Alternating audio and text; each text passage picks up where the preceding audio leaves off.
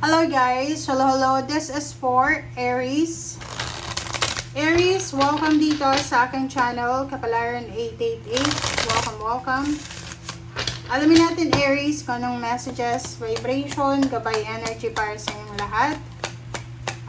This is general reading. Aries.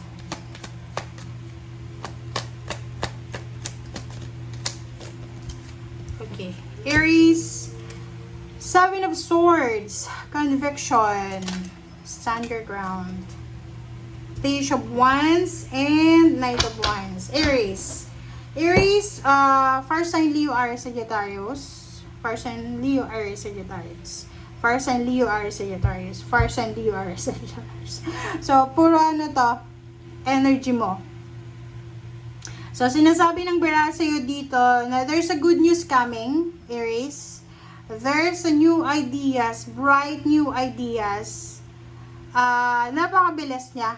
Okay? Kung ano man na balitang ito na darating sa'yo, kailangan mo din gumawa ng aksyon na mabilis. Another is, sinasabi ng Bara sa'yo na isang exciting na desisyon ang posibleng gagawin mo sa ngayon.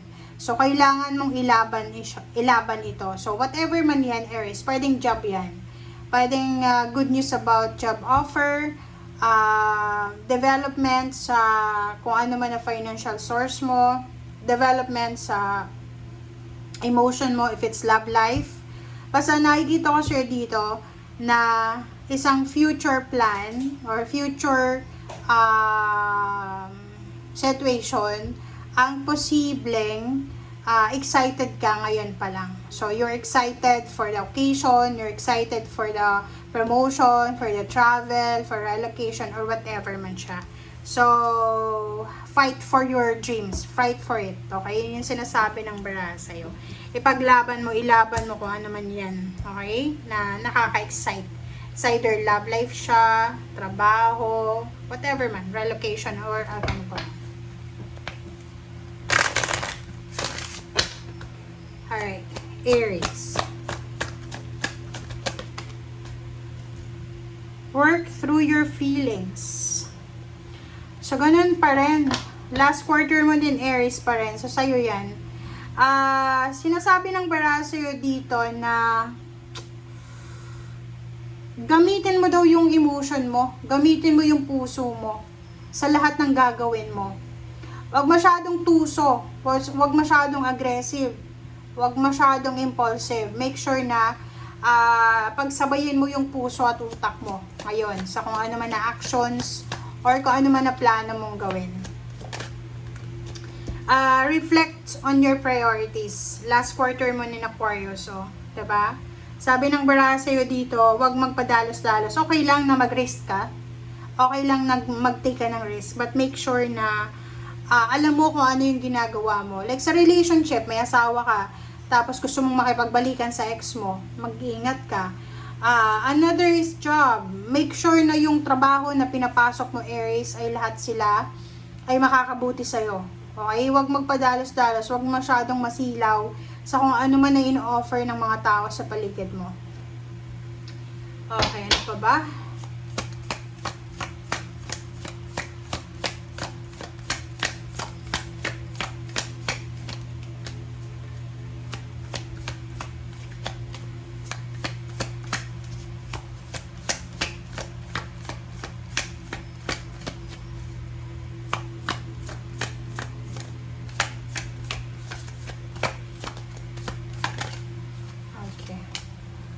Angelite, spiritual or religious community.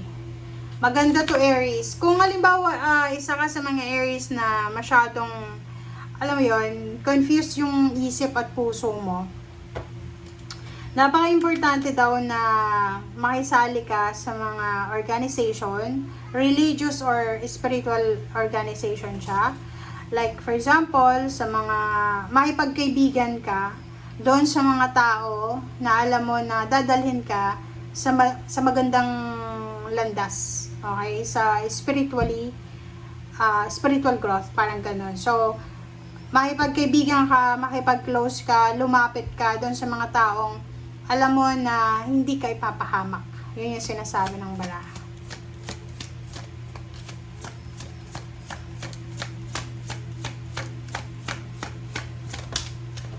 Okay, next is smoky.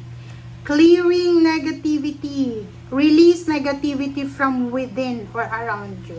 So, kung mayroong mga Aries dito na nakakaramdam kayo ng depression, ng anxiety, or yun na nga, pwedeng may mga unhealthy lifestyle, unhealthy habits, or may mga unhealthy kayong mga bisyo, whatever man, sinasabi ng baraha sa'yo na hanapin mo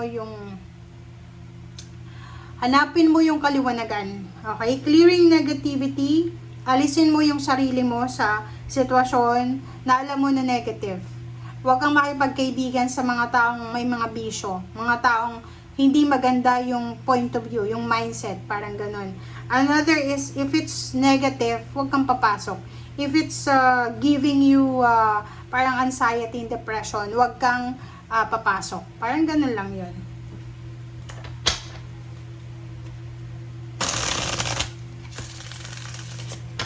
Parang ang sinasabi ng baraha sa'yo na kung ano man ang mangyari sa'yo, nakadepende na yun sa decision making mo. Okay? Walang dapat sisihin. Simula ngayon, wala kang dapat nasisihin kasi hila mo, buntot mo. Parang ganun lang yun, Aries. And isa sa mga parang pinupush sa'yo ng angels and guides mo is kailangan mong mas patatagin yung spiritual belief mo. Lumapit ka sa Panginoon. Siya lang yung taong makakapagbigay sa'yo ng peace and harmony. Okay, the Sun. 10 of Cups. And then 2 of Wands. So, nakikita ko sa'yo, this is your energy. This is for sign Leo or Sagittarius. Water sign, Pisces, Scorpion, Cancer, fire sign Leo. So, nakikita ko sa'yo dito na you have two choices. Parang naguguluhan ka. Hindi ka makapag-desisyon if it's your family or if it's your ex. Hindi ka makapag-desisyon kung mag-a-abroad ka ba, lilipat ka ng bahay, or mag-i-stay ka sa family mo. Parang ganun. So, dito sa barahang to, sinasabi ng baraha sa'yo na there's an incoming happy moments, happy celebration sa family nyo. The Sun. Sobrang happy siya. Family celebration like wedding anniversaries, birthday celebration, homecoming. Kung makikita mo dito parang graduation, housewarming, house blessings, baptism, parang ang dami-daming blessings dito na darating. And sinasabi ng baraha sa'yo na sobrang happiness, full of happiness, full of abundance ito na darating sa'yo. Okay, Queen of Swords. And this is air signs, Gemini, Libra, and Aquarius. And water sign, Pisces, Scorpion, Cancer. So, balance. Sinasabi ng baraha sa'yo dito na kailangan mong i-priority ang family mo. Kailangan mong magkaroon ng balance between your emotions and your mental, your brain. Kasi, ang nakikita ko dito, sorry guys, but there's a parang Aries na you're suffering from anxiety and depression. You're suffering from negativity. Na sinasabi ng baraha na you have choices. You have choices and options. Like yung iba sa inyo, mahilig kayong uminom ng alak. Or yung mga, alam mo na, mga bawal. Wala kang ibang sisisihin kundi sarili mo. Kasi dito, sinasabi ng baraha, you have choices, you have options. Relationship naman ganun. May asawa ka, tapos nai-love ka sa iba. Wala ding ibang sisisihin kundi ikaw. So, whatever man na temptation ito na meron ka, whatever moderation na kailangan mong gawin, pero hindi mo magawa-gawa, wala tayong dapat nasisihin dito, kundi tayo lamang. So, kung makikita mo dito yung strength, tsaka yung Queen of Swords, sinasabi ng baraha sa'yo na kailangan mong magpakatatag. You need to be strong. Nalabanan. Lahat. So, kaya nga sabi sa'yo dito na spiritual and religious community, makakatulong yan sa'yo. So, if you're under attack of spiritual warfare, kailangan mo ng mga taong matutulungan ka na ipag-pray ka, 'di ba? So, kailangan mo ng strong spiritual support.